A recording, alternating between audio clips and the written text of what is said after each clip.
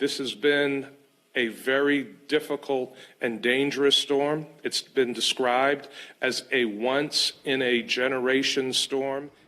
The snow settled calm after the deadliest storm in New York State in half a century. One that has now claimed at least 34 lives in the Buffalo region and dozens more across the country. This was the blinding blizzard that began last Friday, causing minus 40-degree temperatures in some areas, with 200 million people in the US under weather warnings. But it was the northern parts of New York State that faced the worst of it, with Erie County seeing more than 50 inches of snow. Among the dead, some were found in their cars or homes.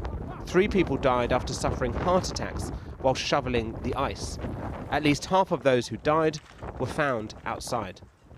It is painful to find members of your community who were trying to walk out during storm conditions, got disoriented, and passed away out in the street. Buffalo, the city on the shores of Lake Erie, saw 40 hours of non-stop blizzards. And there is still a travel ban, with roads impassable and only emergency vehicles allowed. More than 500 people have been rescued, with those heading out to help, such as police officers and firefighters, needing rescuing themselves. And even the snowplows are getting stuck, with more snow to come.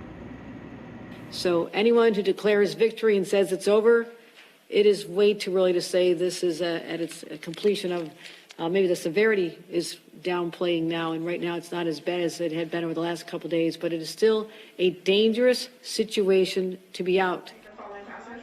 But as Buffalo braces, the rest of the country is almost back to normal. Well, weather-wise, that is. After the worst of the storm disrupted flight schedules, the knock-on effect is still being felt. More than 8,000 flights cancelled in the last 2 days and thousands more delayed. Christmas was just ruined. This was the worst Christmas ever. I wish it was not like this. They said they could get us out tomorrow night at 10. That's not good. Yeah, what does that mean for you guys? Where are you going to stay? What are you going to do? Well, we're going to sleep on the floor, I guess.